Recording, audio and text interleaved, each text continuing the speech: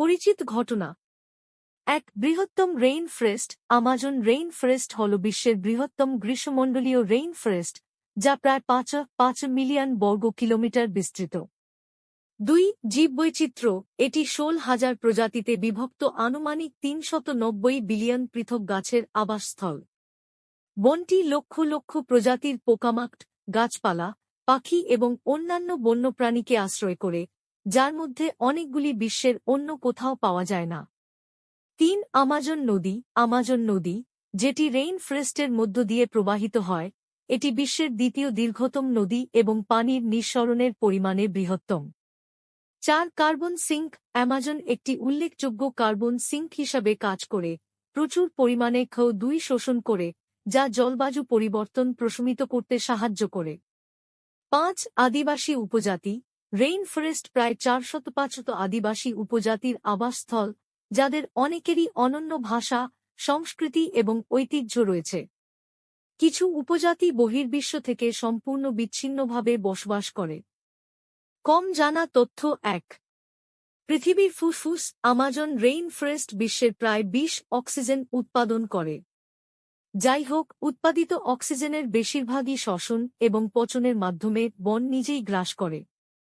২. Under water ecosystem. Amazon নদীতে বিখ্যাত piranha এবং আমাজন নদীর ডলফিন সহ অনেক অনন্য প্রজাতির মাছের সাথে একটি বিস্তৃত পানির নিচের ইকোসিস্টেম রয়েছে।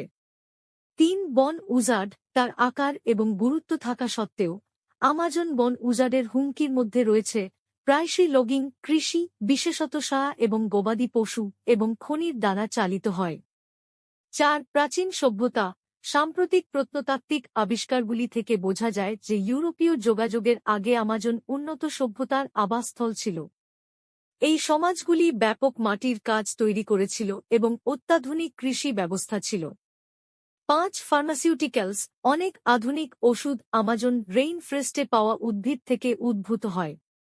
যাই হোক, আমাজনে উদ্ভিদ প্রজাতির একটি ছোট অংশই তাদের ঔষধি গুণাবলীর জন্য অধ্যয়ন করা হয়েছে। ৬. আমাজন পিঙ্ক রিভার ডলফিন, বোটো নামেও পরিচিত।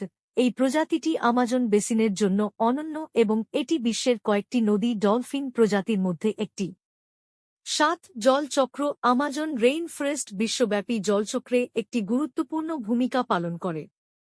এটি বায়ুমণ্ডলে প্রচুর পরিমাণে আর্দ্রতা প্রকাশ করে, যা দূরবর্তী অঞ্চলেও আবহাওয়ার ধরনকে প্রভাবিত করতে পারে। ৮. মাটির উর্বরতা। কেউ যা আশা করতে পারে তার বিপরীতে, আমাজন রেইন ফরেস্টের মাটি খুব উর্বর নয়। সবুজ গাছপালা ক্ষয়প্রাপ্ত উদ্ভিদ পদার্থ থেকে পুষ্টির দ্রুত পুনর্ব্যবহারের উপর অনেক বেশি নির্ভর করে। ৯. প্লাবিত বন। আমাজন রেইন ফরেস্টের কিছু অংশ মৌসুমী বন্যার সাপেক্ষে।